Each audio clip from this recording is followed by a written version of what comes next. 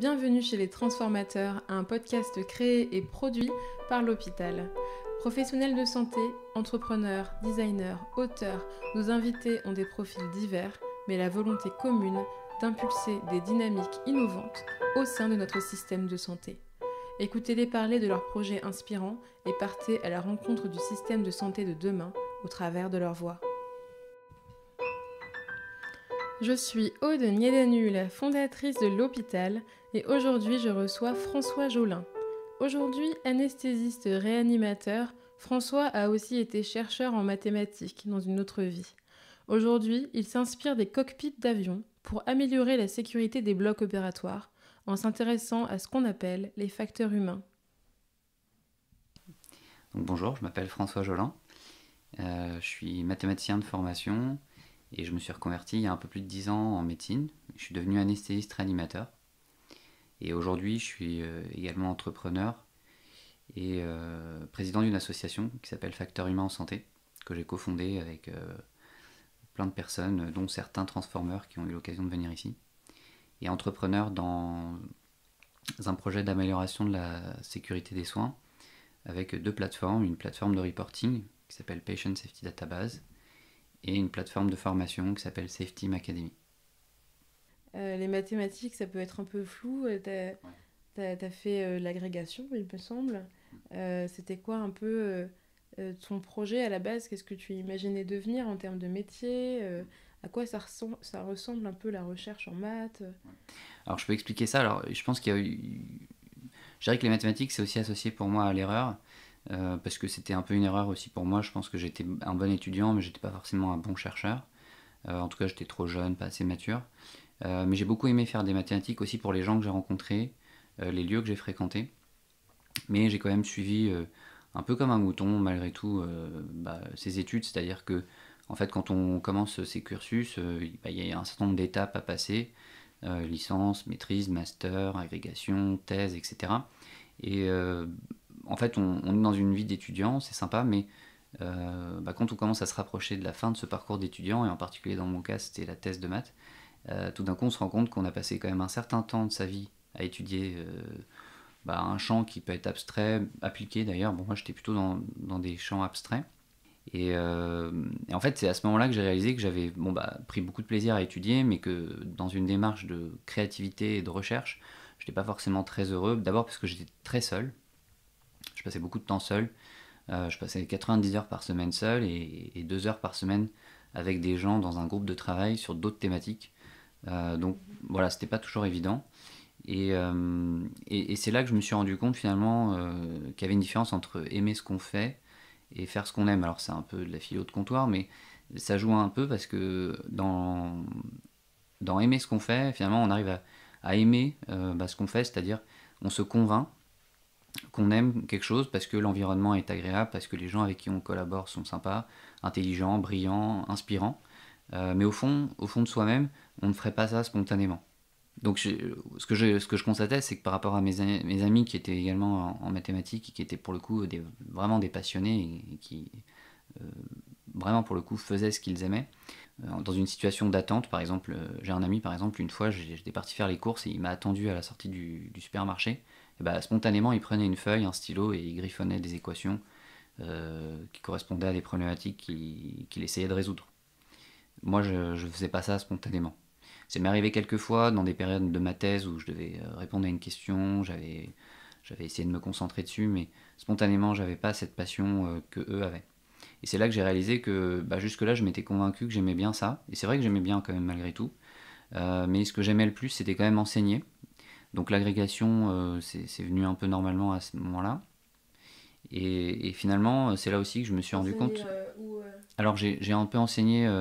Collège, lycée. Alors j'ai plutôt enseigné, alors j'ai enseigné au lycée, alors j'ai donné des cols en prépa, et puis j'ai aussi eu l'occasion de donner des cols, de donner des cours pardon, à l'université Dauphine en licence et en maîtrise. Et là c'était pas du tout le même public, il y avait un vrai effort de pédagogie à faire puisque c'était des étudiants qui étaient dans des filières qui étaient plutôt des filières finance, économique, gestion, un peu de statistique. Et là pour le coup les mathématiques eux c'était pas leur passion, donc il fallait vraiment faire un effort pour leur transmettre les outils et la philosophie, enfin l'intérêt de cette matière, etc. Donc là, on est peut-être 8-10 ans après le bac. Ce que j'ai aimé dans l'enseignement, et c'est probablement ça qui a été un peu aussi un déclic, c'est que j'ai adoré enseigner, j'ai adoré les échanges avec les étudiants. Et ça, en fait, j'ai été meilleur, je pense que j'étais meilleur enseignant que chercheur. Et c'est ça que j'ai apprécié, en fait. C'est, on va dire, la période des mathématiques qui m'a le plus plu, c'est d'enseigner les mathématiques. Et c'est là où je me suis rendu compte que j'avais un besoin d'interaction humaine, premièrement, un besoin de voir l'impact de mon action. Donc là, en l'occurrence, c'était d'enseigner, et c'était de voir que des gens apprenaient des concepts abstraits ou pas, de voir le plaisir qu'ils avaient, eux, à apprendre, étincelle qu'on voit parfois dans les yeux de ceux qui viennent de comprendre quelque chose. Ça, c'était pour moi très plaisant. Et puis j'ai eu l'occasion aussi de croiser des élèves qui ne savaient pas ce qu'ils faisaient. Moi-même, je pense que j'étais encore en recherche. Et donc j'ai eu aussi beaucoup de plaisir à avoir certains élèves qui venaient me voir à la fin d'un cours en me disant je ne sais pas trop ce que je fais là. Et de les suivre après et de les conseiller, entre guillemets, pour qu'ils trouvent leur voie, qu'ils trouvent ce qui leur plaît. Mais comment tu sais ce que t'aimes? Alors c'est une vraie question. Tout le monde se pose cette question. Alors il y en a pour qui c'est plus simple, ils aiment rien, et c'est plus difficile quand on aime tout. Et moi c'était un peu mon cas. Cela dit, j'ai quand même trouvé des éléments de réponse, puisqu'effectivement j'avais un souci, c'est que tout m'intéressait. Je pense que j'ai une personnalité qui est peut-être, on peut dire, curieuse, ou en tout cas voilà. Mais c'est sûr que j'ai toujours fait plusieurs choses en même temps dans ma vie. Typiquement pendant ma thèse de sciences, la difficulté c'est que j'enseignais aussi, je donnais des cols en prépa à Paris alors que mon bureau de thèse était à Lyon. Donc j'ai eu du mal à lâcher ce que j'avais à Paris. Et en fait, comment on sait ce qu'on aime, c'est tout simplement quand on a passé un premier cap qui est le cap de l'enthousiasme soudain. Le cap de l'enthousiasme soudain, c'est ce qui m'a aidé, c'est de demander aux gens de quoi je parle souvent, de quoi je parle spontanément. Demande à tes proches. Demander à mes proches, mes amis. Et puis en fait, un jour, j'ai eu une vision aussi très simple, c'est que j'avais 70 onglets d'ouverts sur mon ordinateur. Alors là, j'avais 5 lignes d'onglets, et je me suis rendu compte sur ces 5 lignes d'onglets, où il y avait donc, je sais pas, une soixantaine, presque une centaine d'onglets, qu'il y en avait 80 sur Wikipédia qui parlaient de chimie organique, de biologie, de vivant, de médecine. Et ça a été une révélation aussi, c'est-à-dire que spontanément, ce qui m'intéressait, c'était des sujets en lien avec la vie. Donc ça a été un premier pas aussi pour trouver ce que j'aimais. Et puis voilà, après les sujets autour de moi m'ont aidé aussi. Donc je pense que quand on aime beaucoup de choses et qu'en fait on ne sait pas ce qu'on aime, on peut faire une enquête sur soi-même, on peut utiliser des éléments objectifs, extérieurs, et puis on peut se poser aussi, écouter son cœur, ses intuitions. Et voilà, moi c'est ce que j'ai fait, mais ça m'a pris du temps parce que j'avais pas de méthode et puis je savais pas, j'avais pas conscience de tout ça. Une fois que tu as compris ce que tu aimais, là dans ton cas particulier, tu t'es dit en fait j'ai envie d'être médecin, alors que du coup tu avais déjà fait des longues études de maths et que médecine c'est long quand même. Comment est-ce que tu sautes le pas et tu te dis pas bon bah tant pis c'est trop tard? Alors médecine c'est arrivé un peu de manière spontanée. Si je raconte l'histoire de manière factuelle, j'ai une amie avec qui j'ai été au lycée, qui elle avait fait médecine directement après le bac. Et en 2011, elle met en vente ses livres de médecine. Et moi j'étais dans cette période où tout m'intéressait, donc je vois des livres de médecine à vendre, je lui propose de les acheter. Et là elle me dit mais attends, c'est pas du tout ce que tu crois, c'est pas du tout intéressant ces livres, c'est des livres pour préparer l'internat, pour préparer le CN. Donc c'est pas des livres... attention, c'est pas des livres de lecture quoi. Je lui dis non mais ça m'intéresse quand même, j'aimerais bien. Et là elle me présente quelqu'un qui avait fait Polytechnique et qui avait fait une passerelle pour entrer en médecine, pour devenir psychiatre. Et elle me dit tu devrais le rencontrer, je pense que ça t'intéresserait de discuter avec lui.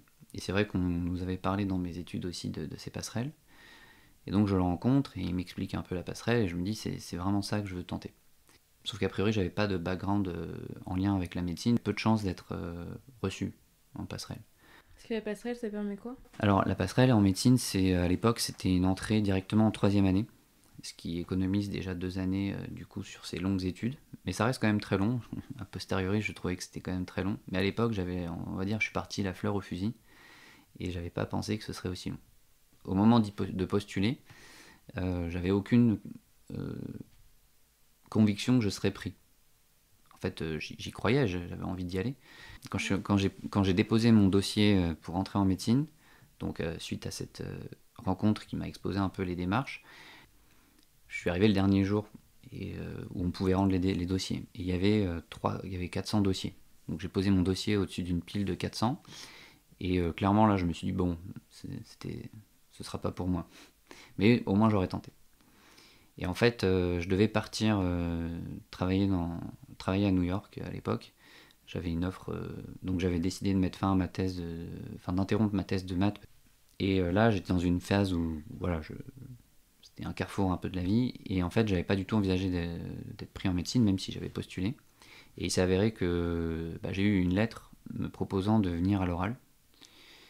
Et c'est comme ça que je suis rentré en médecine, c'est-à-dire que je suis allé à l'oral. Alors j'ai failli louper l'oral, parce que en fait,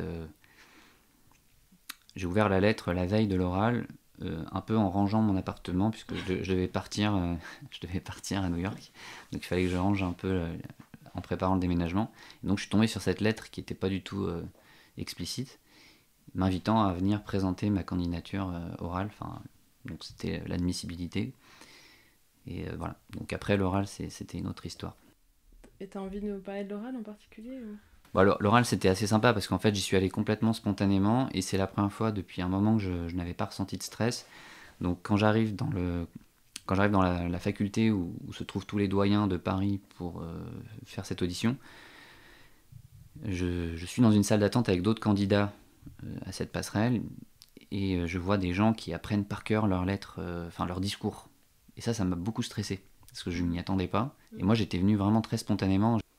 Bon, ce jour-là, j'ai présenté, j'ai dit clairement, on m'a demandé de me présenter en 5 minutes et d'expliquer pourquoi je voulais rentrer en médecine. Alors à l'époque, c'était ce que j'avais exprimé, c'est simple, c'est que je connaissais rien à la médecine, que j'avais dans mon entourage proche une personne qui souffre d'autisme, et qui est atteinte d'autisme.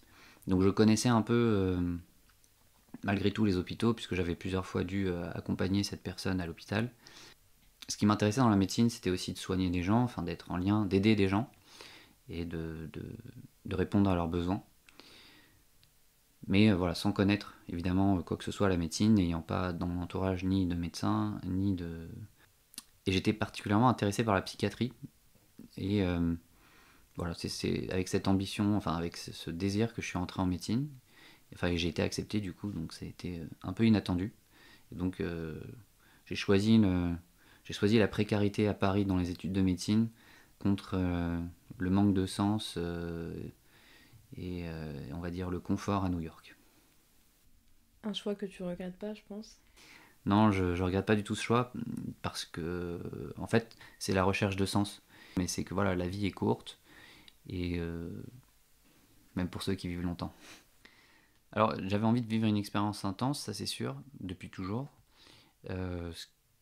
Et c'est vrai que la médecine, il y a eu pas mal de choses qui ont été déterminantes aussi. C'est que j'ai eu la chance d'aller sur l'université de Paris 6, qui à l'époque proposait aux personnes qui arrivent en passerelle de rentrer directement en troisième année. Bon, ça c'était partout pareil, ça aurait été pareil à Paris 5, mais la spécificité de Paris 6, c'est qu'on était déjà à l'hôpital dès la troisième année. Alors habituellement, ce qu'on appelle l'externat, en tout cas à l'époque on appelait ça comme ça, on commençait à aller voir les patients à partir de la quatrième année. Et donc, moi, je ne me voyais absolument pas passer une année sur les bancs des écoliers sans être sûr que j'allais finalement vraiment aimer ça. Donc, il y avait des choses que je voulais vérifier rapidement. Et dans ce que je voulais vérifier rapidement, c'est déjà que le sang et la souffrance et toutes ces choses qui peuvent être un peu parfois dégoûtantes, des gens qui vomissent, qui crachent, les selles, tout ce qu'on voit en médecine, et finalement toutes ces substances qu'on est amené à toucher dans le soin, entre guillemets, je voulais être sûr que ça ne me révulse pas, que ça ne me débecte pas. Et donc en fait c'est simple, dès le premier jour j'ai eu l'occasion d'aller voir une chirurgie à cœur ouvert. Donc j'arrive dans le bloc opératoire, j'étais complètement endormi, j'avais les yeux à moitié collés. Et donc à 6h01, le chirurgien a incisé. Et là, c'était assez impressionnant parce que bon, c'est une chirurgie à cœur ouvert, donc il y a le passage de la cisternale qui, du coup, va permettre d'ouvrir pour le chirurgien la cage thoracique et d'accéder au péricarde et au cœur.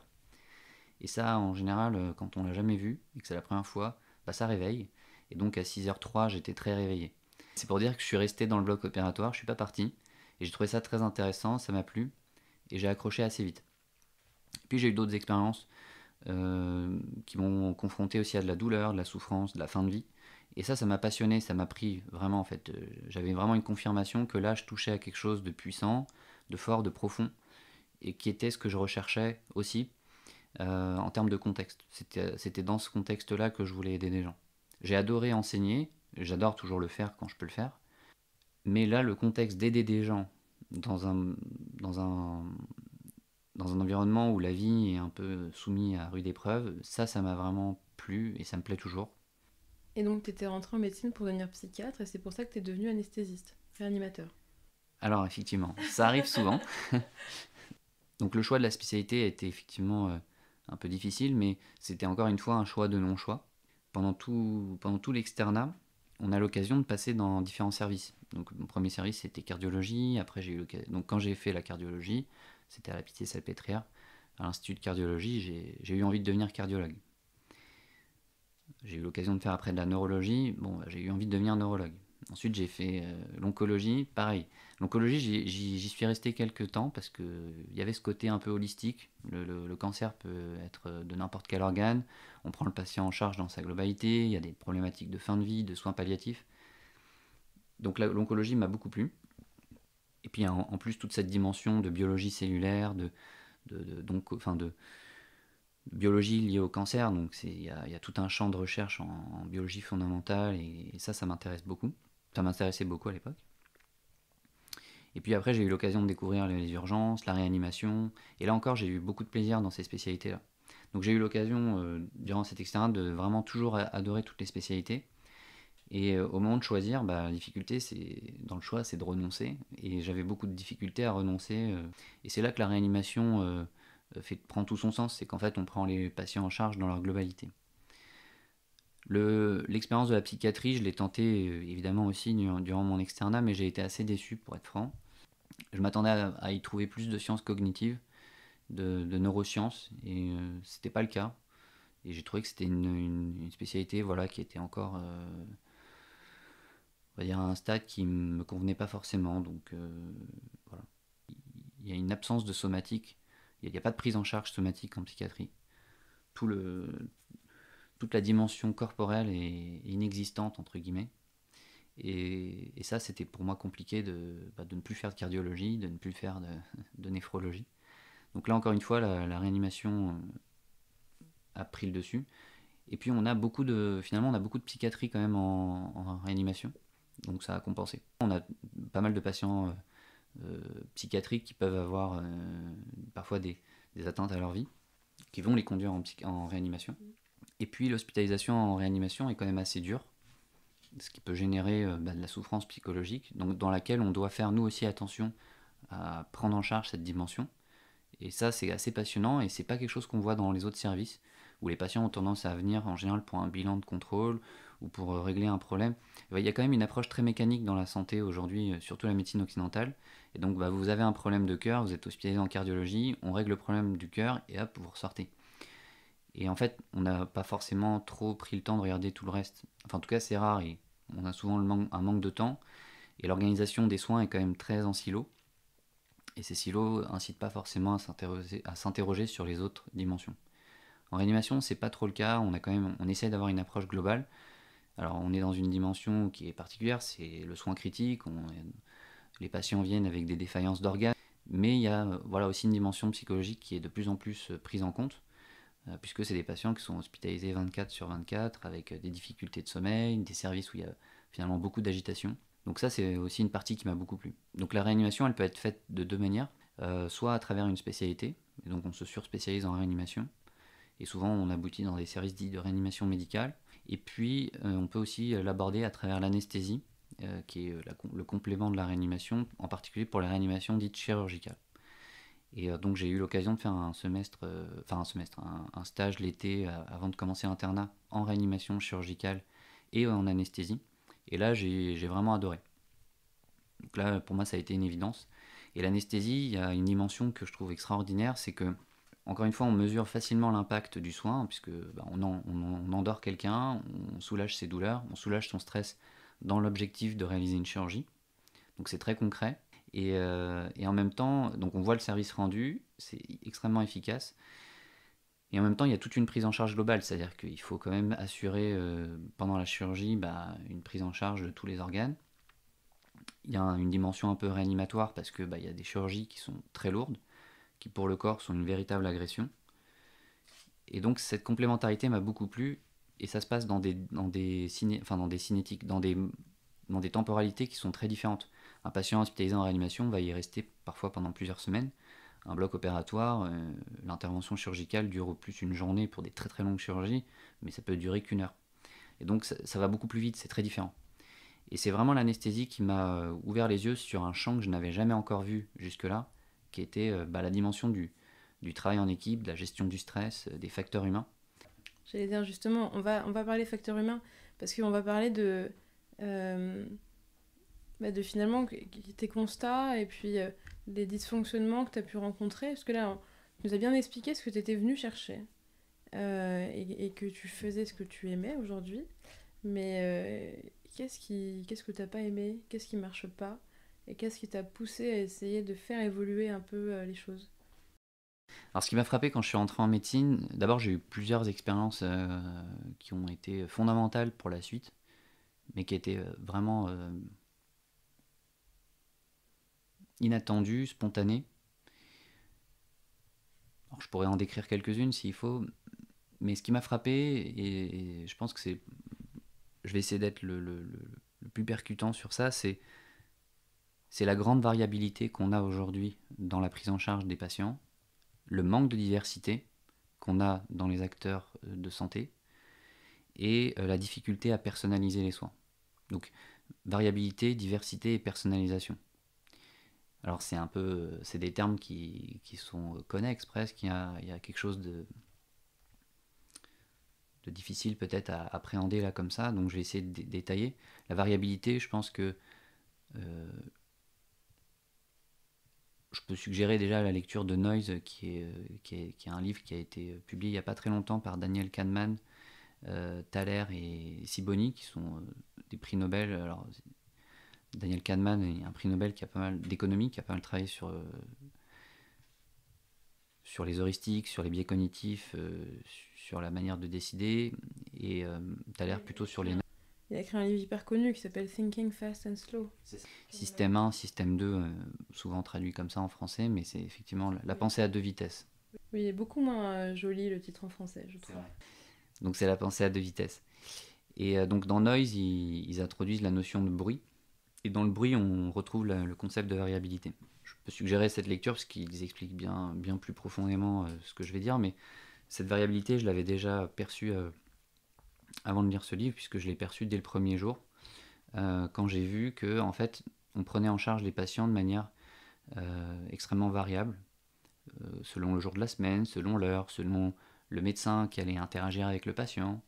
Et ça m'a été un peu insupportable parce que je trouve que c'est un peu amateur. Alors c'est un peu dur de dire ça, et j'espère que les gens qui nous écouteront, les soignants qui nous écouteront, me jugeront pas trop durement. Mais ce qui m'a frappé, c'est que quand on a un problème de santé, on demande tous à nos collègues: est-ce que tu connais pas un bon chirurgien pour mon problème de genou? C'est pas quelque chose qu'on aurait spontanément envie de faire si on faisait un vol Paris-New York. En médecine, on veut savoir si on connaîtrait pas un collègue qui connaît un collègue qui pourrait nous prendre en charge, parce qu'on a vu tellement d'autres choses qui se sont pas bien passées qu'on se dit on veut être bien pris en charge. Et ça c'est de la variabilité. C'est-à-dire que votre qualité de prise en charge ne va pas être la même à tout moment en fonction des gens que vous allez rencontrer. Donc il y a aujourd'hui dans la santé une vague de standardisation, et c'est tant mieux, entre guillemets, parce que la standardisation fait partie des vagues de l'innovation et de l'amélioration de la performance. Donc ça, c'est ce qu'on a aussi en médecine avec le développement des nouvelles thérapies ciblées, d'antiviraux, de vaccins, de scanners ou d'IRM qui sont très performants aujourd'hui, qui permettent de faire beaucoup plus de choses qu'avant. Donc ces vagues sont assez concurrentes en médecine, avec l'introduction des process qualité, dans lesquels on va monitorer ce qu'on fait et essayer d'améliorer avec des process qualité l'activité. Et la troisième vague, qui est celle qui moi m'intéresse aujourd'hui en santé, c'est les focus sur les acteurs de première ligne. Et donc pour la variabilité, c'est la standardisation qui peut aider à répondre aux problèmes. Ça, c'était vraiment quelque chose qui m'a frappé quand je suis entré en médecine. L'autre chose qui m'a frappé, c'est le manque de diversité. J'ai trouvé, déjà un manque de diversité dans la connaissance, dans la culture. Dans les profils des personnes qui travaillent dans la santé, dans ce qu'ils ont appris ailleurs. Alors, je dirais que sur le profil des gens, c'est plus difficile de dire parce qu'on n'a pas vraiment de recrutement en médecine, si ce n'est à l'époque la première année qui, on va dire, un peu bourrin et dont l'objectif est de sélectionner des gens sur des critères que je ne connais pas bien ou que je ne mesure pas. Alors, je crois que cette sélection a disparu aujourd'hui, mais à l'époque, c'était apprendre un bottin téléphonique si je suis désagréable. Mais entre guillemets, c'était voilà, un stress important sur la mémoire pour voir si les gens sont capables de retenir beaucoup, beaucoup de choses. Je ne sais pas si ces choses étaient vraiment très opérationnelles ou très utiles pour le patient. C'est une question en tout cas que je me pose. Mais quand j'arrive en troisième année, je me rends compte que les gens ne connaissent rien de l'informatique, ne connaissent rien de l'histoire. Enfin, je trouve que la culture générale en médecine était relativement faible. Et qui plus est, si on va plus loin dans ce manque de diversité, c'est que toutes les études et toute la symptomatologie est entre guillemets imaginée pour l'homme blond caucasien. Bon, pour ceux qui nous écoutent, j'appartiens à ce type-là. Et en particulier, ce qui m'avait frappé, c'était la cohorte de Framingham, qui est une cohorte aux États-Unis qui a permis de mettre en avant un certain nombre de facteurs de risque cardiovasculaire, mais qu'on a appliqué à toute la planète. Donc la dépression, l'hypercholestérolémie, l'hypertension, le diabète. Alors certes, ils sont probablement prédictifs d'incidents cardiovasculaires chez l'ensemble de la population, mais si on pousse plus loin, on a vu dans les campagnes récentes, et j'en ai été ravi, que par exemple un infarctus chez la femme ne présente pas les mêmes symptômes que chez l'homme. Et c'est ce manque de diversité-là aussi qui m'a frappé. Ce qui m'a frappé aussi, c'est ce manque de diversité aujourd'hui explique aussi pourquoi on a une médecine qui finalement... mais c'est historique, c'est une discipline qui est millénaire. La médecine, ça fait plus de 2000 ans que ça existe. Cette longévité, enfin cette histoire explique sans doute la raison pour laquelle on a eu du mal à apprendre d'autres domaines. Et que les gens qui viennent en général en santé, comme par exemple ce que vous faites avec l'hôpital, apportent des choses qui sont utiles et qui vont aider les soignants, mais qui ont grandi malheureusement avec le lait du sachant, et le sachant c'est le soignant, ou c'est le médecin, et ceux qui ne sont pas soignants, ne sont pas sachants, sont donc ignorants, n'ont pas grand chose à nous apprendre, et encore moins sur notre métier. Et c'est ça, je pense, le vrai piège, aussi dans ce manque de diversité. Est-ce que tu penses que ça t'a frappé justement parce que tu venais d'ailleurs ? Alors ça m'a frappé parce que c'était associé aussi à d'autres traits de comportement. J'ai eu la chance, durant mes études de mathématiques, d'étudier avec des gens qui étaient exceptionnellement brillants. Moi, je ne me considère pas comme quelqu'un de brillant. Eux, ils étaient vraiment très, très brillants. Ma directrice de thèse, enfin, en face de son bureau, il y avait celui d'un ancien, enfin, d'un médaillé Fields. Il y avait voilà, des gens très brillants. Et ce qui me frappait, c'est que c'était des gens très modestes qui disaient souvent qu'ils ne connaissaient pas grand-chose. Donc je trouvais ça assez fort. Et quand j'arrive en médecine, les étudiants que je rencontre qui me disent « Ah, tu vas voir, ce professeur, il est vraiment incroyable, il est génial, il est super fort. » Et donc je m'attendais à trouver ce type de profil. Et en fait, je tombe sur des personnes qui étaient... alors heureusement pas toutes, hein, j'ai aussi eu l'occasion de rencontrer des gens qui correspondent à ce que j'avais pu voir en maths, mais je tombe sur des personnes extrêmement prétentieuses, qui parlent de moi, ma vie, mon œuvre. Et ça m'a un peu embêté. Enfin, j'ai été un peu déçu. Donc d'une part, il y a eu ce parallèle avec des profils que tu avais vus ailleurs, qui avaient d'autres qualités, et donc tu as vu une différence avec d'autres métiers où finalement il y avait objectifs communs, de découvrir, de réparer, etc., mais pas des comportements communs. Est-ce qu'il y a d'autres choses que tu identifies qui font de toi un... J'allais dire un agitateur. En tout cas, tu vois, qui font que justement, quand t'es arrivé, tu t'es dit, waouh, il y a des trucs que je comprends pas, il y a des trucs qui me plaisent pas, je vais remettre les choses en question.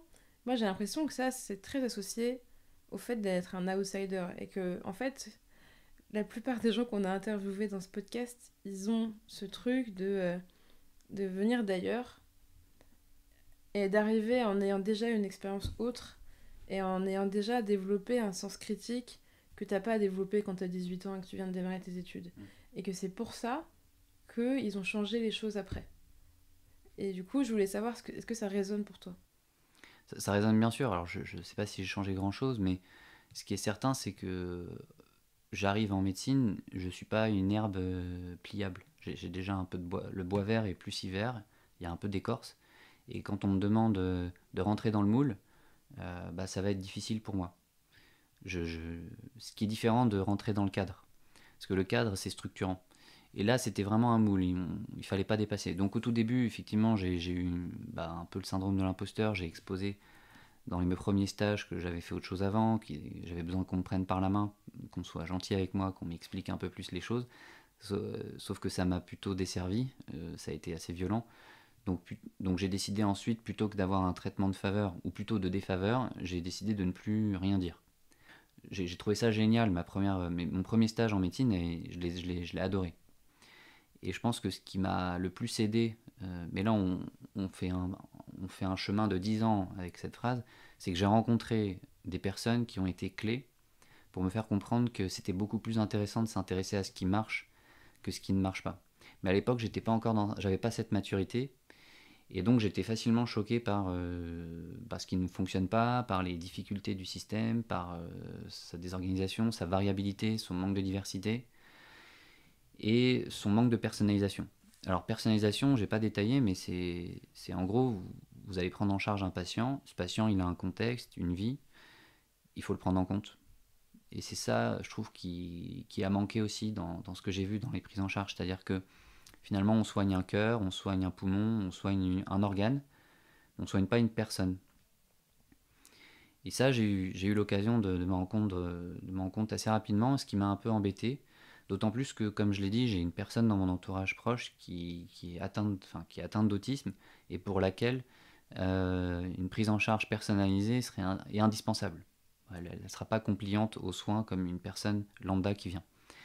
Donc ce manque de personnalisation m'a aussi frappé. C'est-à-dire que il y avait presque de la culpabilisation vis-à-vis de certains patients parce qu'ils exprimaient un inconfort en leur disant « mais attendez, estimez-vous heureux d'être pris en charge ». J'ai vu ça. Tout à l'heure, tu disais qu'il fallait standardiser. Alors, est-ce que c'est pas un peu contradictoire? Alors, ce qu'il faut standardiser, c'est pas le contact au patient, c'est standardiser les méthodes et l'organisation, les process. Ça veut dire qu'un patient qui vient, quel que soit ce patient, il faut qu'on ait dans son interaction avec lui des points qui vont être systématiques.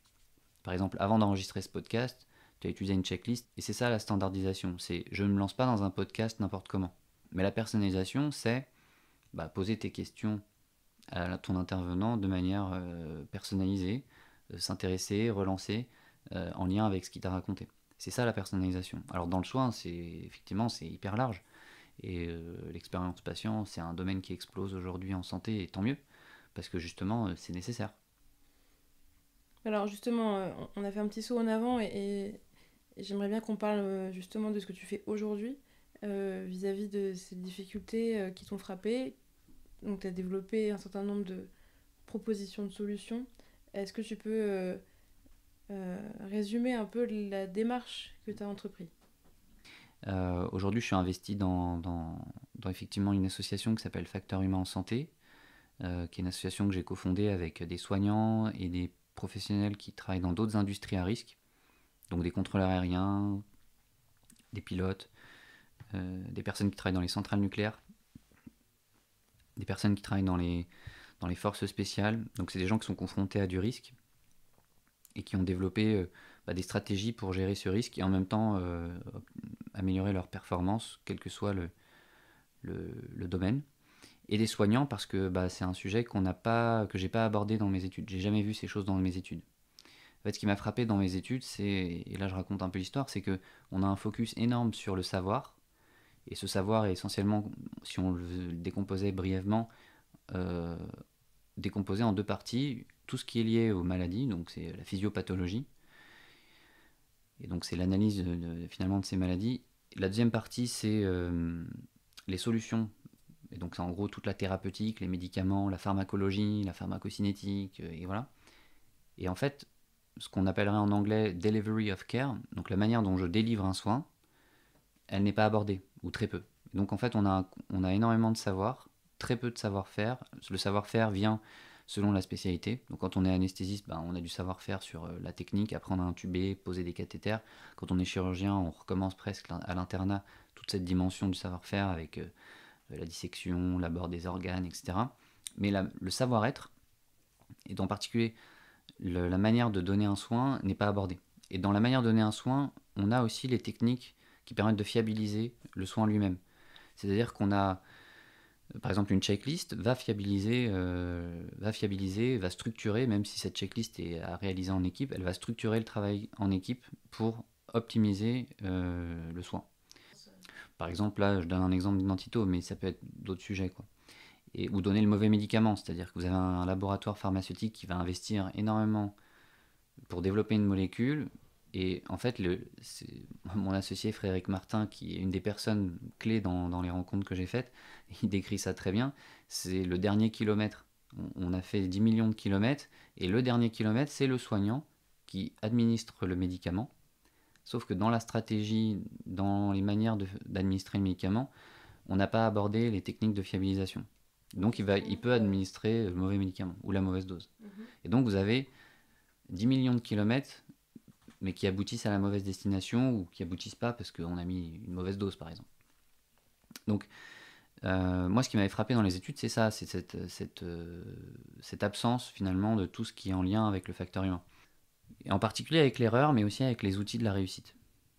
Quand on est médecin, on n'a aucun cours sur comment je décide, quels sont mes signes quand je suis fatigué ou stressé, comment je gère mon stress ou ma fatigue du coup, qu'est-ce que c'est le leadership, qu'est-ce que c'est la communication. Et donc toute cette façon de travailler, de s'organiser, elle n'est pas abordée. Donc ça c'est vraiment la mission aujourd'hui pour l'association Facteurs Humains en Santé et l'autre entreprise dans laquelle je suis investi qui est voilà, ASN, c'est le titre, mais en fait c'est deux plateformes. C'est une plateforme de reporting qui s'appelle Patient Safety Database, donc il y a une base de retour d'expérience en lien avec la sécurité des patients, et la Safety Academy qui est une entreprise qui est un organisme de formation qui propose sur un format extrêmement innovant de former les soignants sur ces sujets non techniques, et on utilise globalement la simulation et le cinéma pour former les soignants de manière ludique à ces sujets qui sont finalement aujourd'hui à l'hôpital souvent menés par les gestionnaires de risque et les qualiticiens, mais qui sont souvent malheureusement dans leur mission rarement sur le terrain parce qu'ils ont beaucoup de choses à faire, et alors que c'est vraiment une qualité et une gestion des risques du terrain aujourd'hui qu'il faut développer. Alors ce que tu viens de dire là, ça va faire écho avec l'épisode 3 du podcast où on a interviewé Thomas Bollion, qui d'ailleurs t'avait cité parmi les personnes qu'on devrait interviewer après. Sur tout le côté un peu formation à la communication, simulation. Est-ce que tu peux expliquer brièvement comment ça fonctionne, ces deux plateformes-là, comment on s'en sert, qui peut s'en servir? Bien sûr. Donc, la Safety Academy, c'est un organisme de formation qui a pour objectif de former le plus grand nombre de soignants en e-learning, donc c'est essentiellement du e-learning, sur des formats courts, parce qu'aujourd'hui, on a un manque de soignants sur le terrain, et que donc ceux qui sont sur le terrain sont surmenés, ils n'ont pas le temps de se former. Donc, par exemple, si on prend le cas d'un bloc opératoire, par exemple, si on envoie un soignant se faire former, le bloc doit fermer, parce qu'aujourd'hui, on n'a pas suffisamment de personnel pour le remplacer.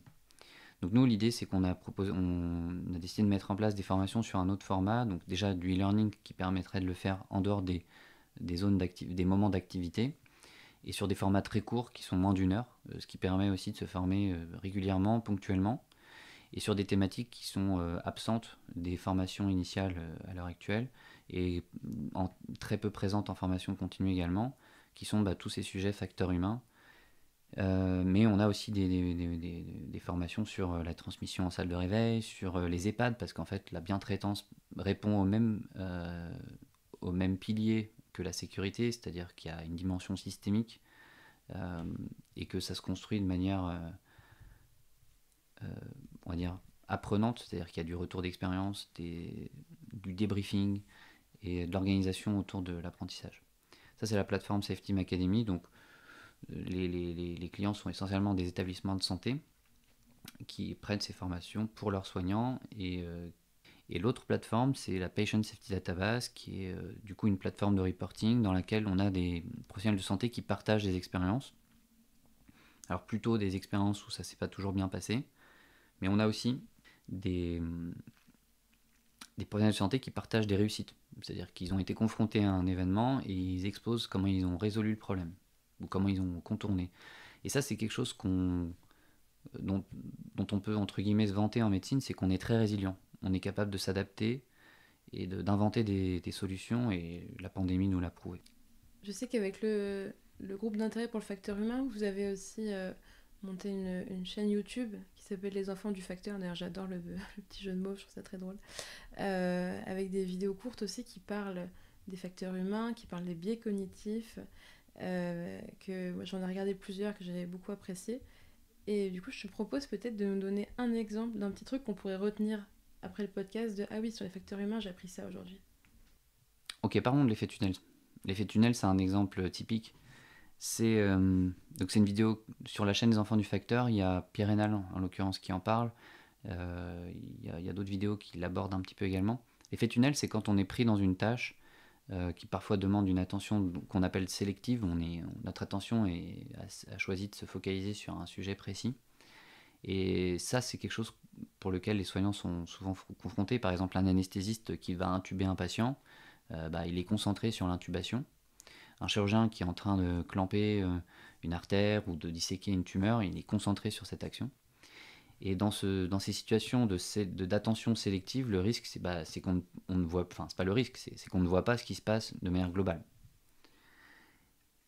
Et il y a un effet qui est donc l'effet tunnel, c'est que quand on est dans une difficulté sur cette action, eh bien le risque, c'est qu'on s'enferme dedans. En fait, un anesthésiste qui cherche à intuber mais qui n'y arrive pas va recommencer et peut perdre de vue la conscience des situations globales. Et en particulier, le fait qu'un patient, quand on est en train de l'intuber, il ne respire pas, puisqu'on est sur un moment d'apnée, on est sur un moment où on ne met plus d'oxygène puisqu'on a ouvert la bouche pour mettre le tube, et que donc, si on tente trop longtemps d'intuber, non seulement d'abord on modifie la cavité oropharyngée, puisque ça peut générer de l'œdème, etc., mais en plus, on ne donne plus d'oxygène. Et donc ce qui se passe, même si on a fait une bonne préoxygénation, c'est qu'à un moment donné, le taux d'oxygène dans le sang chute drastiquement et ça peut conduire à des drames. Et ça, en fait, c'est vraiment typique d'une erreur aussi qu'on appelle de fixation ou un effet tunnel. C'est qu'on a tendance à insister sur une tâche, et ça, c'est très dur. On est un peu dans un état d'auto-hypnose. Et il faut à un moment donné, et c'est là où le travail en équipe intervient, que quelqu'un vienne nous taper sur l'épaule pour dire « Attention ». D'abord pour l'intubation, il y a une procédure. Au bout de 2 tentatives qui n'ont pas marché, on change d'opérateur ou on change de dispositif. Donc les anesthésistes sont assez conscients de ce problème maintenant.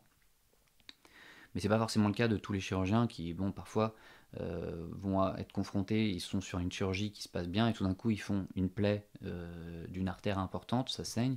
Eux, ils ne sont pas forcément chirurgiens vasculaires. Ils vont essayer de clamper cette artère, de faire une suture, et ça peut durer. Et en fait, c'est là que les problèmes commencent à s'installer petit à petit, puisque le patient développe un choc hémorragique, et on passe dans un autre problème. Et à un moment donné, il faut qu'il y ait une personne qui vous sorte de là.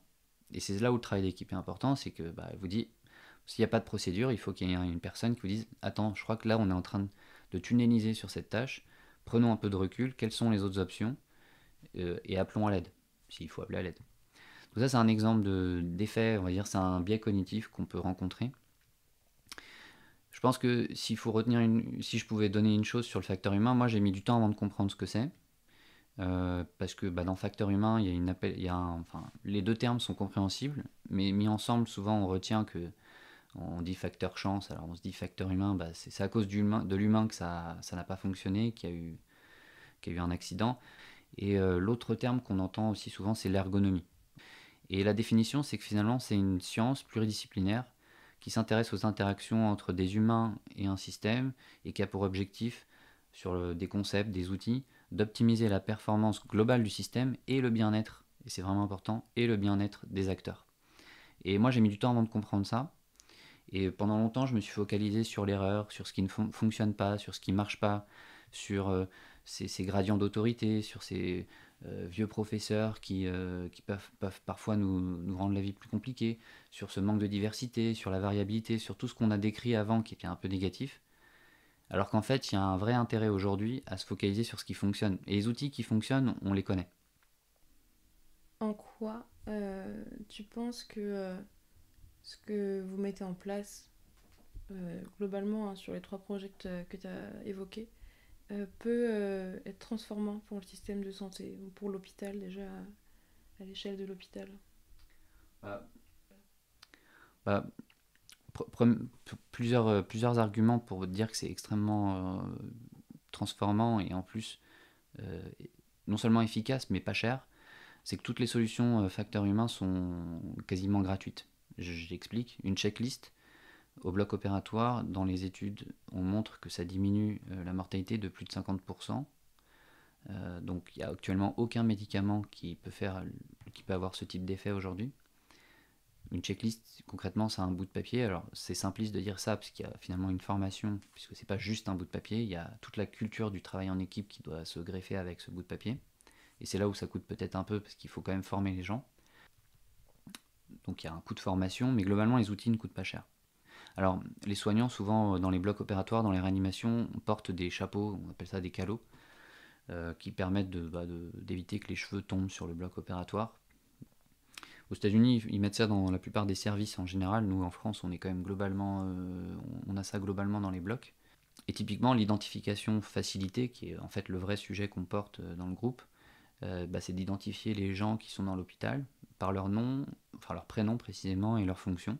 Donc par exemple, moi, c'est François anesthésiste, si je suis au bloc opératoire, ou François réanimateur, si je suis en réanimation. Et ça, c'est capital parce que finalement, à l'hôpital, on l'a vu d'ailleurs pendant la crise Covid, ça a été flagrant, c'est que tout le monde porte les mêmes vêtements. Les badges, ils sont cachés souvent par un vêtement de protection individuelle. S'ils ne le sont pas, ils bougent, c'est écrit petit, donc c'est pas vraiment l'outil idéal pour identifier les gens. On se ressemble tous, mais en même temps, on interagit dans des zones où le soin potentiellement est critique. Donc c'est hyper important qu'on sache qui est capable de faire quoi. Donc voilà, l'identification facilitée, ça coûte pas cher. Donc c'est que des outils comme ça. Le design, il y a probablement un travail plus important, typiquement pour les médicaments qui ont des emballages qui sont très similaires. Et là, c'est clairement quelque chose qui dépasse l'hôpital, puisque ça se fait déjà avant d'arriver à l'hôpital. Donc il y a probablement un discours il faut probablement s'asseoir autour de la table avec les fabricants, les labos pharmaceutiques. Mais toutes les solutions, voilà, le travail en équipe, le contrôle croisé, la communication sécurisée, tout ça, ce sont des méthodes, entre guillemets, non technologiques, mais extrêmement puissantes. Et à ton avis, qu'est-ce qui manque, qu'est-ce qu'il faudrait encore faire évoluer pour que justement toute cette culture-là du facteur humain soit beaucoup mieux prise en compte, soit mieux installée? Quelles sont un peu tes recommandations, en tout cas tes espoirs sur l'évolution du système? Si on prend un peu une chronologie du soignant, je pense que déjà dans le recrutement des soignants, il faudrait peut-être appliquer tout simplement dans le recrutement des soignants, comme on fait dans d'autres entreprises, recruter sur des critères qu'on a envie de retrouver pour le soin. Donc probablement que l'empathie, la capacité à travailler en équipe devraient être des critères qu'on devrait rechercher chez les candidats qui souhaitent être soignants. Et finalement, les soignants vont quand même la vie des gens entre leurs mains, pardon. Et c'est quand même un enjeu important. Donc je pense qu'on devrait aussi faire un effort sur le recrutement des soignants et en particulier quelle valeur on veut avoir chez les gens qu'on recrute. Quelle valeur? C'est important ce que tu dis. Parce que je ne sais pas si la question des valeurs aujourd'hui est abordée. Est-ce qu'on considère qu'elle est abordée? Ou est-ce que c'est quelque chose qu'on a considéré jusqu'à il y a peu peut-être un peu superflu parce que on voit surtout la technicité. C'est vrai. La technicité, c'est facile, c'est appétant. Il y a en plus un goût pour le technique. Les valeurs, c'est abstrait, c'est pas palpable forcément à tout instant. Mais en réalité, c'est extrêmement important parce que c'est ça qui drive les comportements. C'est ça qui compte, qui va permettre aux gens de décider et d'avoir des comportements alignés avec justement ces valeurs. Ouais, bah du coup, moi je retiens de ce que tu as dit, hein, tu as parlé d'empathie, de travail en équipe. T'as pas utilisé le mot, mais tout à l'heure, tu as quand même beaucoup parlé d'humilité. C'est amusant parce que c'est les mots qu'on a choisis pour les valeurs de l'hôpital et je pense aussi quelque chose qui se retrouve et qui est un point commun parmi toutes les personnes qu'on a pu interviewer dans ce podcast. Bah, dans notre teaser sur le groupe Facteur Humain en Santé, ce mot a une place très importante. Ce qu'on dit, c'est l'humilité au cœur du soin. C'est comme ça que ça intervient. Aujourd'hui, pour nous, dans les autres éléments, j'ai parlé brièvement un peu du recrutement et de la manière dont on sélectionne les futurs soignants. Ça c'est quelque chose clairement sur lequel j'ai pas, entre guillemets, de levier. Je peux pas agir là-dessus parce que je suis pas à ce niveau-là.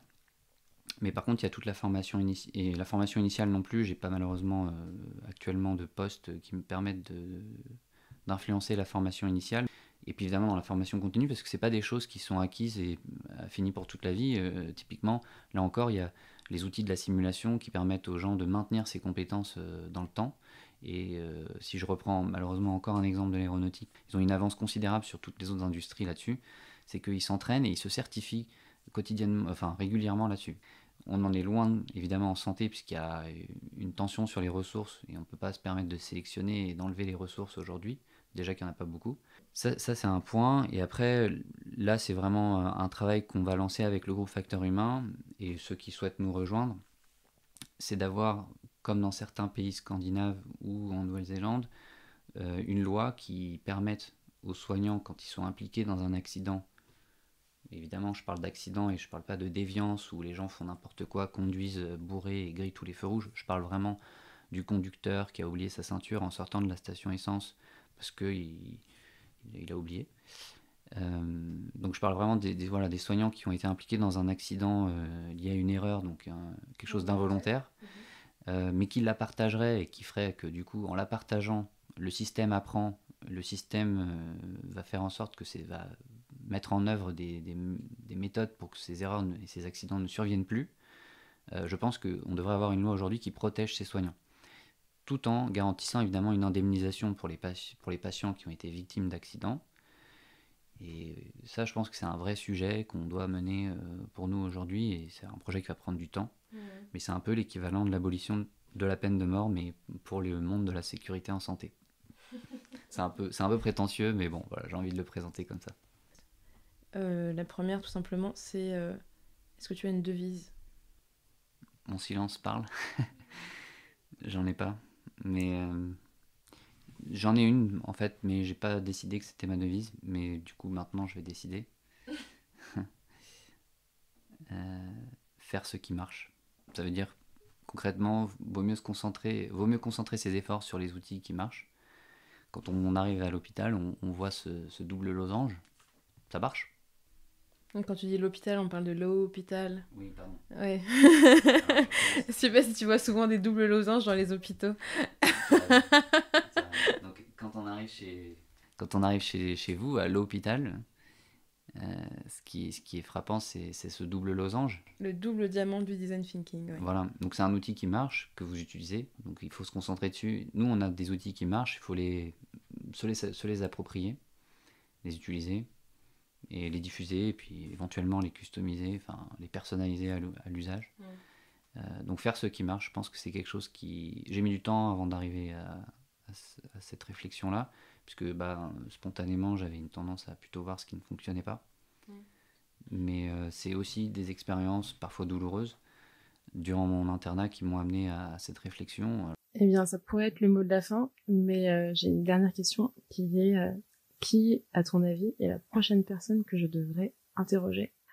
Alors Frédéric Martin, je l'espère, mais actuellement on est quand même très pris. Claude Vallot, je pense que ce serait intéressant s'il accepte, mais il est plus sur Paris. Après, quand il revient, on peut essayer de trouver on peut essayer de trouver enfin, ça peut s'organiser. Mais je recommanderais clairement ces 2 personnes qui ont plein de choses à apporter. Anne Rocher, de toute évidence, qui est une psychologue clinicienne en réanimation et qui est coach aussi en entreprise et qui est une femme exceptionnelle. Écoute, merci beaucoup François pour cet échange très riche. Merci d'avoir écouté cet épisode. Peut-être qu'il a résonné avec vos convictions ou vous a donné des ailes pour concrétiser vos idées. En tout cas, vous n'êtes pas seul. Nous sommes des centaines à vouloir transformer notre système de santé. Et nous avons créé un espace en ligne pour échanger et pour nous entraider. Pour nous rejoindre, rendez-vous sur notre site l'hôpital.care, lowpital.care, rubrique communauté. Et pour nous aider à faire connaître le podcast, parlez-en autour de vous, mettez-nous 5 étoiles et abonnez-vous sur les plateformes de votre choix. Ça nous aiderait énormément. Merci et à bientôt pour le prochain épisode.